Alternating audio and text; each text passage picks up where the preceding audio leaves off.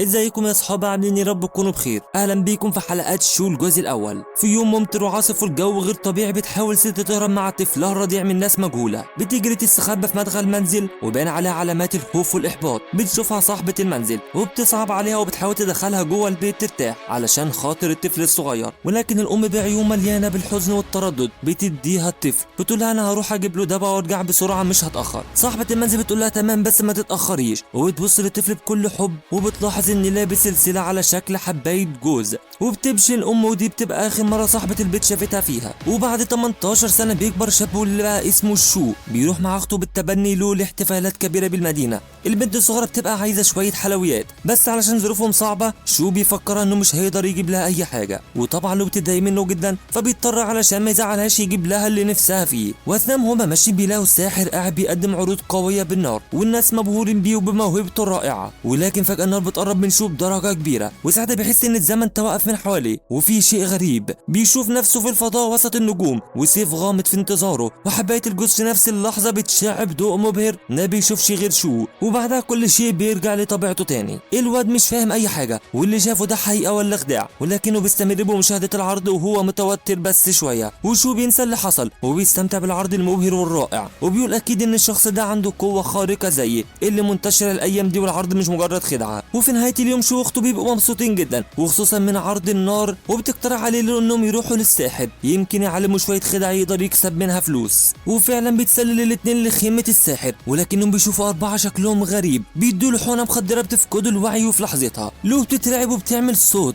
فالرجاله بيشوفوهم والعيال كده شكلهم وقع في مشكله كبيره. زعيم المجموعه بيسالهم بتعملوا ايه هنا بالظبط، فشو بيتوتر وبيقول له كنا رايحين الحمام مش اكتر وشكلها توه هنا. فالزعيم بيطمنوا وبيعرفوا انهم من الشرطه وقبضوا على الساحر علشان عرضه مش مرخص وهياخدوه للتحقيق. طبعا الكلام ده ما بيخشش دماغ شو، بس بيقول له تمام يا باشا، وبياخدوا اخته الصغيره وبيمشي وكل شيء بيعدي بسلام. شو هو ماشي بيفكر شويه بيقول اكيد الساحر ده استخدم قوه خارقه من اللي بتظهر اليومين دول، وشكل المجموعه دول قبضوا عليه بسبب امتلاكه القوه خارقه بشكل غلط. بيرجع الاتنين على البيت للسيده لين اللي تبنتهم وربتهم زي اولادها بالظبط، وبتبقى سعيده جدا برجوعهم. بتقعد لو تتفرج على اخر الاخبار، والخبر الاهم استيقاظ القوه الخارقه في ناس كتير منهم طفل عنده 3 سنين بيطلع شعاع ازرق من عينه، وست عجوز بتختفي وبتظهر في المكان اللي عايزاه. والظاهر كده كل يوم في مجموعه من البشر بتظهر عليهم قوه خارقه مختلفه محدش يعرف مصدرها ولا سببها، وده عامل قلق كتير في البلد. بيخرج شو يجيب شويه اندومي وبيبقى سرحان في ذكريات الماضي، وبالغلط بيعدي الطريق وفي عربيه نقل جايه بسرعه ناحيته، وفجاه العربيه بتخبطه حادثه مروعه. شو بيقع على الارض غرقان في دمه بين الحياه والموت.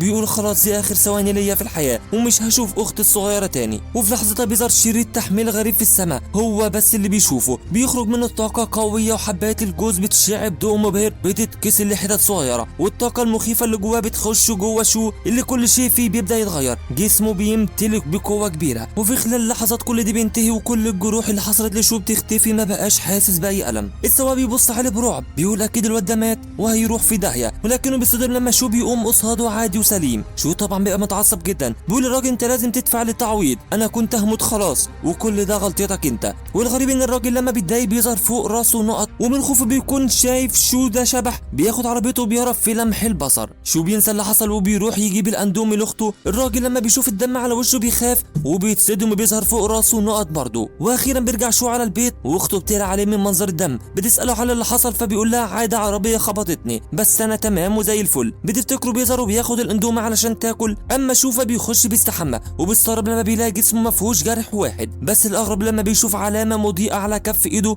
بيقعد شويه يركز فيها علشان يفهم اللي حصل. وفجاه من العدم بيظهر في الهواء حاجه شبه شاشه الالعاب فيها خانات منها النظام الرئيسي والرصيدي والمتجر والبيانات والمتجر وحاجات كتير. بيلاقي ان في اسماء ناس كتيره كل واحد منهم جنبه النقاط اللي شو جمعها منهم. الواد مش فاهم اي حاجه من دول وايه النقاط دي، وساعتها بيفتكر النقط اللي ظهرت فوق دماغ السواق وصاحب المحل، وبيفهم ان لما بيكون السبب ان الشخص بيطلع مشاعر سلبيه زي الغضب او الحزن او الخوف هو بياخد نقاط، ولما بيجمعها تزيد قوته وهيقدر يشتري بالنقاط دي حاجات كتير. شو سعيد جدا خلاص قوته الخارقه ظهرت، بيقول لها انا لا يمكن افوت الفرصه دي وهجمع نقاط على قد ما اقدر وهبقى ملك الشياطين. طبعا شو ما بيفوتش فرصه، بيخش يجرب كل حاجه في النظام وبيشوف اللي نصيب كل مره. بيستخدم عجله الحظ بيتسحب منه 100 نقطه اول كام مره بتجيله حظ سعيد. بيجرب تاني وبيجيله تفاحه بيقول جواها ايه القوه الخايبه دي، ولكن اول لما بياكل منه تفاحه بتشع بضوء قوي مبهر وبيرجع له كل طاقته طاقته وحيويته اللي فقدها على مدار اليوم. شو بيفرح جدا وبيجرب عجله الحظ تاني، وللاسف كل نقاطه بتروح وبيبقى على الصفر وما كسبش اي حاجه. وفي الاخر محاولاته اللي بتجيله اغنيه امه الحقيقيه كانت بتغنيها له دايما، واول لما بيرددها بتظهر طاقه مرعبه بتيجي من الفضاء الخارجي. شو بيفتح عينيه بيلاقي نفسه جوه خريطه النجوم الخاصه بيه، وبيفهم ان المكان اللي هو فيه ده جوه خياله، بس جزء خاص من النظام يقدر فيه يطور طاقته وقوته. شويه بيروح يتعشى مع اخته وكل شيء تمام، ولكن فجاه بيحس بطاقه غريبه حوالين البيت، وفي نفس اللحظه بيجي خبر عاجل ان في انفجار كبير حصل قريب منهم. بيحس شو ان في حاجه غلط، بيطلع فوق سطح البيت بيتفرج، وبيتفاجئ اول لما بيشوف نفس المجموعه اللي قبضوا على الساحر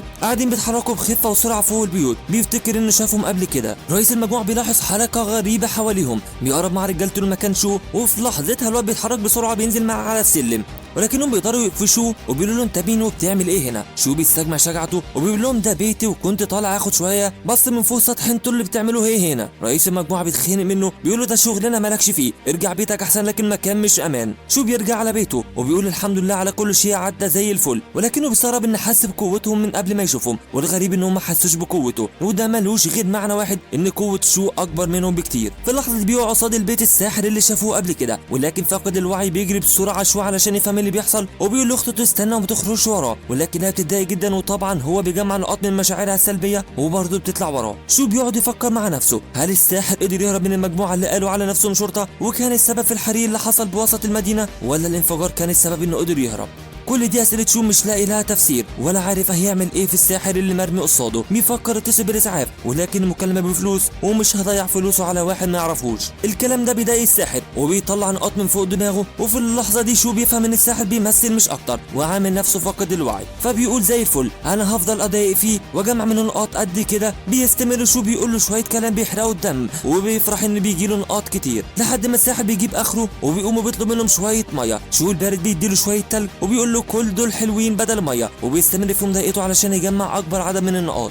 الساحر بيتعصب جدا وبيمسك ايده، شو بيحاول يحرقه بالنار، ولكن الغريب ان النار بتنطفي في ثواني. الساحر بيحاول اكتر من مره وبرضه مش نفس النتيجه، ومش فاهم في ايه وبيتعصب جدا. وطبعا كل ده نقاط بيجمعها شو، وبيبقى قاعد مبتسم وسعيد، عيل بارد بصحيح مفيش كلام. الساحر بيتعب جدا، بيقول له يا راجل انا كنت بهزر معاك. شو بيعمل نفسه مصدقه وبيعرض عليه يتصل بالاسعاف، بس الساحر بيسيبه وبيمشي وبيكمل طريقه. لو بتستغرب ازاي النار ما حرقتش شو، فبيقول لها اكيد السبب ان قوته اقل مني علشان كده ما اتاثرتش. بتفهم له ان اخوها اكتسب قوه خارقه وبتبقى عايزه تعرف قوته ايه، ولكن بيسيبها وبيدخل غرفته. بيحاول يشوف اكتر عن قوته، بيلاقي متجر يقدر يشتري منه اي حاجه، بس اللي متوفر ليه دلوقتي انه يشتري فاكهه. اول لما بيدوها بيكتسب طاقه كبيره، وبيروح بوعيه للخريطه النجميه الخاصه بقوته، واول كوكب فيها منور ودلوقتي الكوكب الثاني بقى ظاهر، ومعنى كده انه بقى اقوى وعنده مهاره جديده. وبيكتشف انه اكتسب قوه رهيبه بتخليه يرفع السرير بايد واحده. وساعتها بيسمع في الاخبار عن حريق ضخم واربع اشخاص ماتوا وواحد مصاب بشده، فبيكبر دماغه من اللي بيحصل وبيقول انا لازم اجمع شويه نقاط من المشاعر السلبيه. بيلاحظ ان الزملاء قاعدين بيتكلموا على جروب الفصل عن الحادثه، بيقول ده احسن وقت بيخش يكتسب شويه كلام سلبي على زملائه، فبيتعصبوا وبيتحرق دمهم وبيسيبوهم وبيجمع شويه نقاط حلوه. بتجيله لو بتقول له فكك من الهبل ده، عندنا شويه بيض لازم تبيعهم في السوق علشان نجيب مصاريفنا. وفعلا تاني يوم بيقعد في السوق بيتجمع الناس حواليه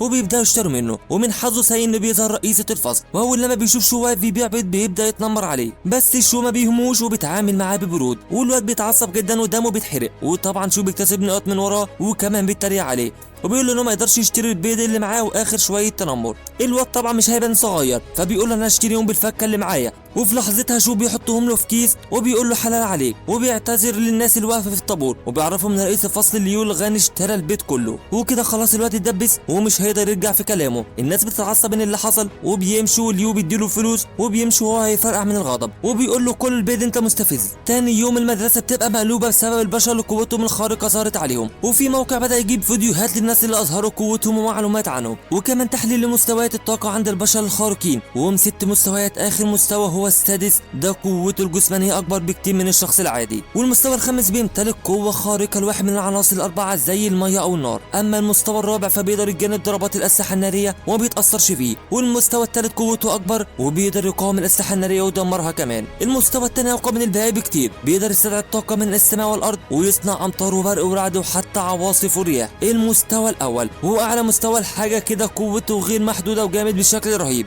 شو لما بيشوف الفيديو بيقول لنفسه انا كده من المستوى السادس، بس اللي بيستغرب انه عنده مهارات وقوه تانية برضه، يعني مش قوه جسمانيه بس. ساعتها بيخش في طالب على الفصل وهو متوتر وخايف يقول للموجودين ان في طالب معاهم ظهرت عليه قوته الخارقه ونازل عليهم ضرب في الكل ومحدش قادر عليه. الطلاب بيخافوا وبيجروا وراه علشان يشوفوا ايه اللي بيحصل. بيلاقوا عدد كبير من الطلاب مصابين وفي حاله من الفوضى. بيعرف شو ان الطالب على سطح فبيطلع وراه ولكنه ساعتها بتعدي جنبه الطالبه سيو. بيحس ان عندها قوه خارقه كبيره وبتخفيها عن الجميع وبسرعه بيطلع لسطح وبيلاقي المصيبه. الواد ماسك مدير المدرسه ومصمم يرميه من فوق السطوح ومانع اي حد يقرب منه. شو بيقول يا سلام على المواقف الحلوه، انا اقدر اجمع شويه نقط من المشاعر السلبيه هنا زي الفل. وبيطلع المستفز اللي جواه. بيتريق على الواد البلطجي وبيهددوا كل الواقفين وبيتصدموا وفي قمه الغضب شويه نقط حلوين جايبين له بسهوله. وطبعا الواد المدير بيتعصب وهم كمان محدش مصدق اللي مجنون ده بيقوله. المفروض يحاول يهدي الطالب ده ولكنه بيعصب وبيحرق دمه اكتر ومش همه المدير يموت ولا يروح في داهيه. شو بيجمع الاف النقط في ثواني معدوده وساعتها بيقرر 2 من مسؤولين الامن الخارقين انهم يتحركوا في لمح البصر وبيمسكوا الواد البلطجي وبينقذوا المدير واليوم بيعدي بسلام. وبيرجع شو على الفصل بتاعه وبيكتشف ان النهارده اليوم الخاص بسحب عينات الدم من الطلاب وتحليلها. وبيحاول شو يهرب منهم ولكنه بيتقفش من قفاه وبياخدوا منه الدم بالعافيه. ومع رجوع شو للبيت بيلاقي ان له عندها شويه برد محترمين ودرجه حرارتها عاليه جدا. بيقول اكيد الفاكهه النجميه هتقدر تساعدها. وفي لحظتها بيفتح الصفحه الرئيسيه الخاصه بقوته وبيخش على عجله الحظ.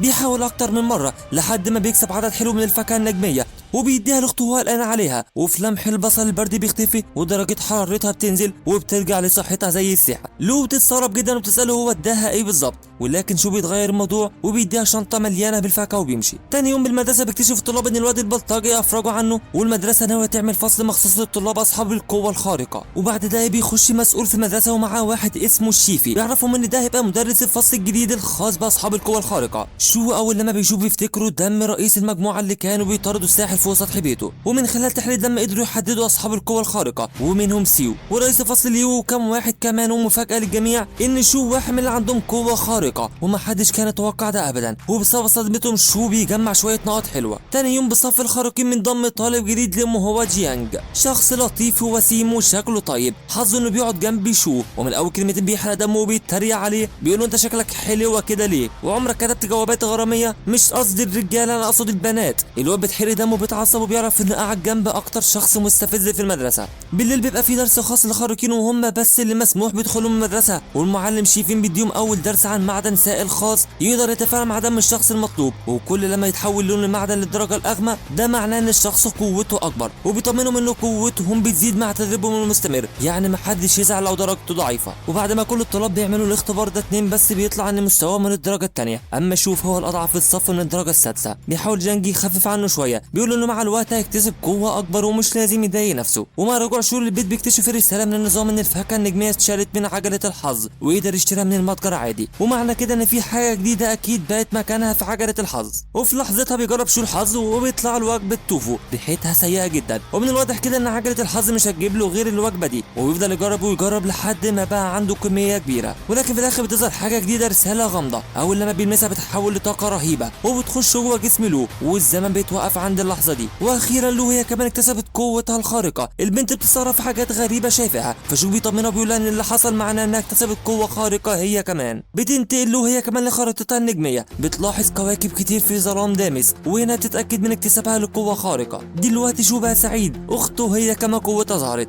والمصيبه ان بقى عنده كميه كبيره من التوفو ومش عارف يعمل فيه ايه. هنا بتجيله فكره تاني يوم بيروح على سوق بيبدا يبيع في التوفو بس الناس اول ما بيشم ريحته بيهربوا وهم متضايقين وطبعا هو بيكسب نقاط لحد ما واحد بيدوق طعمه وبيلاقيه قمه في الجمال وحلوه جدا. الناس هم كمان عايزين يجربوه. الطعم الرهيب والعشرات منهم بيتجمعوا وبيشتروا كل الكميه اللي مع شو وهم سعداء. شو ما بيصدقش الفلوس اللي كسبها فبيقرر يروح المدرسه وبيعصب وبيحرق دم اي حد يقابله في وشه وبيجمع نقاط منهم كتير جدا وبيجيب توفو وبيبيعه. وبيستمر على كده الايام وبمرور الوقت بيقدر يفتح مهارات جديده في الخريطه النجميه ولسه شغال في اللي بيعمله ويضايق في زملائه ويجيب بالنقط توفو ويبيعها وبيكتسب مهارات جديده والدنيا زي الفل معاه والبرود ما بقاش محتاج مجهود لحد ما فيهم كل الكواكب اللي في الخريطه بتتفتح قصاده بما فيهم الشمس الموجوده بالمنتصف. وشو ما بيصدقش نفسه بيجرب يحرك مجموعته شمسيه، وفي لحظات المجموعه بتتحرك بطريقه عشوائيه وبتخرج طاقه رهيبه بتتحول قصاد شول سيف قوي وجبار يقدر يستخدمه ويستدعيه في اي وقت ويحركه في اي مكان بمجرد التفكير. شو بيبقى سعيد بيقول ان السيف ده هينفعه كتير، وبيستغرب ان لو ده اللي طلع له من اول مجموعه شمسيه يا ترى ايه اللي مستخبي في باقي خريطه النجوم الخاصه بيه، وعلشان كده بيقرر يشتغل اكتر علشان يفتح كواكب ونجوم اكتر وقوته تزيد. ومع وصول شو للمدرسه بيعرف من جيانج ان واحد من الخارقين الجدد راح وسرق بنك والدنيا مقلوبه، ولو عدد كبير من الخارقين قرروا يبقوا مجرمين هتبقى كارثه وهتحط على البلد كلها. وبالليل شيفي بيدي درس الخارقين للطلاب، بيوريهم حجر الروح، كل واحد هيديه الحجر المناسب ليه وهيستخدمه في تدريب طاقته وروحه، واللي هتزيد بشكل كبير بوجود الحجر معاه. شو بياخده وبيرجع على بيته وبيبدا بتدريباته، وبيلاقي خارقته النجميه فيها شيء غلط. تنين ناري بيظهر وبيحارب السيف الجديد، ومعارك كتيره بيشوفها قصاد عينيه. وطبعا شو بيتخض من المنظر، بيقول اكيد شيفي طريقته في استخدام حجر الروح غلط. بيقرر تاني يوم يساله في المدرسه عن اللي حصل، بس في الاول بيتاكد من جانج عن اللي حصل معاه، فبيقول له انه قعد ساعتين لحد ما طاقته الروحيه زادت وحس بيها بتلف حواليه بشكل دائري مش اكتر. فشو بيستغرب جدا وبيخش للفصل وبيلاقي ان ليو قاعد بيلعب الطلاب مصارعه الايدي وبيهزمهم بقوته العاليه. واول لما بيشوف شو بينادي عليه وبيقول له تعالى لاعبني وما تخافش هلاعبك بايدي ضعيفه. فعلا شو بيبدا التحدي، بيصارع رئيس الطلاب والمفاجاه بيكسبوا بسهوله جدا، وفي لحظه واحد الجميع بيفاجئوا والرئيس في قمه الغضب، ده بيصدقش قوه الواد اللي قصاده. بيجرب مع التاني بايده القويه وبرضه شو بيهزمه وبيبقى شكله سيء قصاد الطلاب كلهم. شو بيستغل الفرصه وبيتريق عليه بيقول له انا شكلي لما مسكت ايدك اكتسبت قوه اكبر وحصلت لي استفاقه لقوتي انا مش مصدق نفسي. وفي صاله الاكل جيانج بيقعد يتكلم مع شو وبيساله على موضوع الاستفاقه وحصلت له ازاي بالظبط، فبيقول له اول لما مسكت ايد ليو حصلت لي استفاقه وبقت قوتي اكبر بكتير. فبيقول له انت لازم تبلغ شيفي علشان يقيس قوتك ويديك احجار روح اكتر تناسبك. وعلشان جيانج شكله عنده معلومات كتير عن الطاقه والقوه الخارقه بيساله عن شيفي والمجموعه بتاعتها. فبيقول له بص يا سيدي دول من جهه حكوميه اسمهم شبكه الارض، وفي برضه شبكه السماء بس دول قوتهم اكبر بكتير. بالليل وسام شو قاعد مع اخته بيحس بطاقه غريبه حوالين البيت، فبيخرج علشان يشوف ايه اللي بيحصل، وبيلاقي في مجموعه غريبه ظهروا عند جاره السيده لي العجوز. المجموعه ده قائدهم تيانج بيعرف لي بنفسه وبيقول انهم جايين علشان يرحبوا بيه في المدينه، وساعتها لي بيقول له اهلا بشبكه السماء وبيدعوا له البيت يشرب معاه شويه شاي. وطبعا شو بيسمع الكلمتين دول وبيتصدم شبكه السماء بنفسهم جنب بيته. ومش بس كده، لا ده كمان قصاده واحد من زعماء الاقوياء. تينج بيبقى جاي علشان في خطر كبير ظهر من الخارقين الاشرار ومحتاج شخص بقوته وخبرته ويكون معاهم في الشبكه ويساعدهم، بس بيبقى من الواضح ان ليه مش مهتم بانضمام اليوم في الوقت الحالي. تينج بيبقى جاي علشان في خطر كبير ظهر من الخارقين الاشرار ومحتاج شخص بقوته وخبرته يكون معاهم في الشبكه ويساعدهم، بس بيبقى من الواضح ان ليه مش مهتم بانضمام اليوم في الوقت الحالي. اللي حصل ده بيخلي شو مهتم، بيتعرف اكتر على السيد لي فبيروح له وبيتكلم معاه وبيطلب منه يعلمه استخدام السيف، فبيوافق العجوز. وتاني يوم بعد المدرسه بيبدا تدريب على استخدام السيف مع العجوز لي. في البدايه بيجي له بدله بيلبسها وزنها 500 كيلو وبيفتكر ان الموضوع هيبقى صعب على شو، ولكنه بيتفاجئ ان وزن البدله دي خفيف جدا بالنسبه له وبيقول له شوف لي حاجه اتقل من كده ما تهزرش. بيقرر ليه ينتقل عن المستوى الثاني، بياخد ورقه بيجمع فيها طاقه روحيه بتتحول في ايده زي السيف وبضربه واحده بيقسم بيها الارض والسور. شو بيتصدم من القوه الجباره وبيعرف قوه السيف الحقيقيه وايه اللي ممكن يعمله. وعلى طول العجوز بيبدا معاه التدريبات من اول خطوه، وبمرور الوقت والتزام شو اصراره على رفع المستوى البدني وطاقته بتزيد قوته ومهارته في استخدام السيف بشكل رائع. وفي نهاية التدريب العجوز بيتناقش مع شو وبيسأله ان لو جات له قوة كبيرة هتبقى عنده مسؤولية ضخمة لانه هيضطر يساعد الناس ويستعمل قوته في الخير.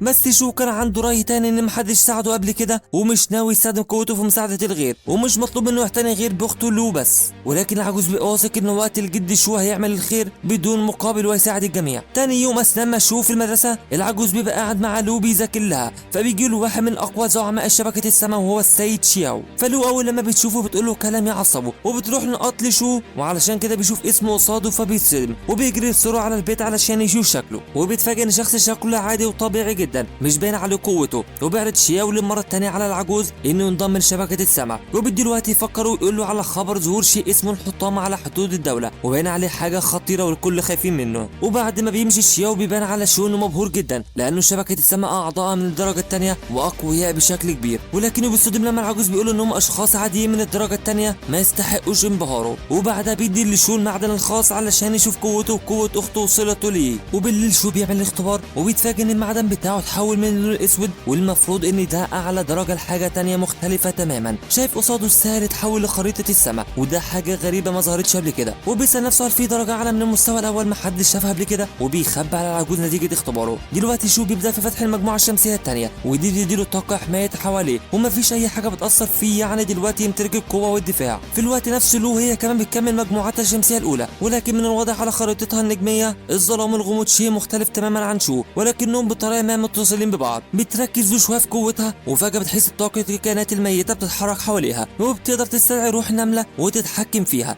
وبعدها بتجرب في حاجه اكبر. عصفور كان لسه ميت قريب بتقدر تستدعيه وتخليه يطير قصادها. قوتها غريبه فعلا وظلاميه، وممكن يتم استغلالها بشكل مرعب. بتجرب له قوتها في حاجه اكبر، وبتستدعي خنزير ضخم بيحاول شو يحلل قوتها بشكل اكبر، بيلاقي الخنزير مطابق بشكل كبير للخنزير الحقيقي في كل شيء. بيطلع شو سيفه، واول لما الخنزير بيحس بيه بيجري من الرعب، ولكن شو بيحرك السيف وبيطعن بالخنزير، فبتتلاشى روحه في لحظتها. ودلوقتي المدينه مقلوبه بسبب الخارقين الاشرار واللي بيعملوا مسرقات واعمال شغب، ولكن شو مطمن لانه هيقدر يحمي اخته ويحافظ عليها، وبيفكر ان لو بس يقدر يجمع فلوس علشان يشتري بيها البيت بدل ما كل شويه الملك يطالبهم بالايجار. في اللحظه ده بيحس شو بطاقه كبيره حواليه. مش بس كده، لا ده معركه شرسه بين شبكه الارض وشخص مجهول، وعلى طول بيتحرك شو على مكان المعركه ومعاه له بسرعه رهيبه. وفعلا في شخص ضخم معاه 2 من المجرمين واقف قصاده شيفي و2 من اعضاء شبكه الارض، وشكلها كده معركه مش سهله ومدمره. وبكده تكون خلصت حلقتنا النهارده. ما تنسوش تدعمونا بلايك والاشتراك في القناه علشان يوصلك مننا كل جديد.